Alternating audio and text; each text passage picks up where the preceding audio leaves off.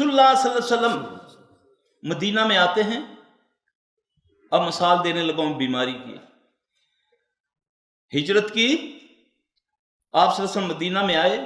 اللہ کے نبی صلی اللہ علیہ وآلہ وسلم کے علاوہ جتنے مہاجر صحابی تھے سب بیمار ہو گئے. عجیب سی ان کو بخار، عجیب سی بیماری ان کو لگ گئی. یہاں تک کہ حضرت ابو بکر رضی اللہ تعالیٰ عنہ، حضرت بلال رضی اللہ تعالیٰ عنہ بھی شعر کہنے شروع کر دیے مدینے کے رد میں، مکہ کی حمایت میں. رسول اللہ صلی اللہ علیہ وسلم کافی فکر مند ہوئے. اب اللہ کے نبی صلی اللہ علیہ وسلم دعا فرماتے ہیں، اے اللہ، اب میرا بھائی ذرا غور سے سنیے گا، وہ بیماری کیا تھی؟ اے اللہ، مدینے کی فضا کو مکے جیسا کر دے، بلکہ اس سے بھی بہتر کر دے. اے اللہ، مدینے کی فضا کو مکے جیسا کر دے، بلکہ اس سے بھی بہتر کر دے. مدینے کے سا میں برکت ڈال دے، یعنی اس کے رزق میں، اس کے تول میں برکت ڈال دے. مدینے کا بخار جوفہ میں لے جا. جوفہ مدینے کے پاس آج بھی ایک جگہ موجود ہے. رسول اللہ صلی اللہ علیہ وسلم کی عادت مبارک تھی کہ آپ صبح فجر کی نماز کے بعد صحابہ سے خواب سنا کرتے تھے. خواب کی ایک بہت بڑی اذیت ہوتی ہے جو برا خواب ہوتا ہے نا. رسول اللہ صلی اللہ علیہ وسلم نے فرمایا، اچھا خواب اللہ کی طرف سے، برا خواب شیطان کی طرف سے. آپ نے فرمایا برے خواب کو زائل کر لیا کرو، اس کا اثر 40 سال سے زیادہ معلق رہتا ہے. یعنی کہ اس کا اثر اس وقت تک نہیں ختم ہوگا جب تک تم اس کو، جو طریقہ رسول اللہ صلی اللہ علیہ وسلم نے فرمایا اس کے مطابق اگر تم اس کو زائل نہیں کرو گے، اس کا اثر ہوگا. اس لیے فرمایا کہ برا خواب مت کسی کو سناؤ. جو معبر کہہ دے گا، ایک تو ہے تعبیر بتانے والا، ایک ہے ان پڑھ جاہل.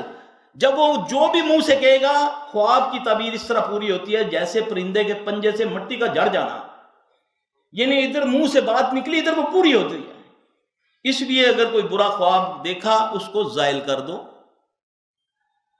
اب اس کو زائل کیسے کرنا ہے؟ عموماً ہم سنتے آئے کہ کسی بزرگ کے پاس گئے، جی میں نے بہت ہی برا خواب دیکھا جی، اور تو 3 بار اعوذ باللہ پڑھ کے نا تھو تھو کر دے. یہی ہے نا، 3 بار اعوذ باللہ پڑھو اور پھر کیا کرو؟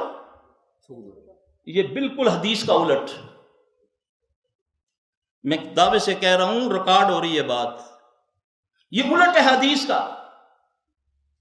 رسول اللہ صلی اللہ علیہ وسلم نے طریقہ یہ بتایا کہ پہلے 3 بار تھتکارو، پہلے تھتکارو الٹے کندھے پر تھو تھو کر کے، پھر اس کے بعد پڑھو اعوذ باللہ من شر شیطان و شرہا.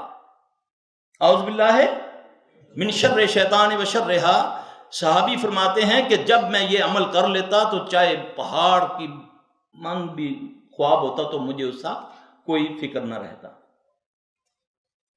اب اللہ کے نبی صلی اللہ علیہ وسلم تو یہ بتائیں، اس خواب کا اثر انسانی جسم پر، اس کی زندگی پر ہوتا ہے، کیونکہ اللہ کی طرف سے اچھا خواب ہے، برا خواب شیطان کی طرف سے ہے. اس لیے صحابہ کا اللہ کے نبی صلی اللہ علیہ وسلم خواب سنتے، جو اچھا ہوتا آپ اس کو شکرانے کا کہتے، جو صحیح نہ ہوتا آپ اس کے لیے اس کا اثر ظاہر کرواتے.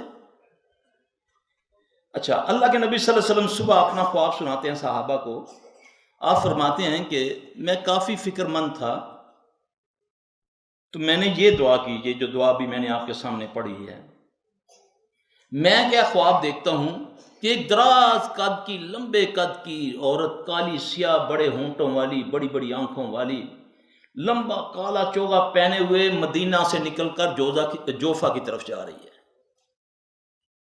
جب یہ معاملہ ہوا اس کے بعد سارے صحابہ بغیر علاج کے ٹھیک ہو گئے. اب یہ کیا تھا؟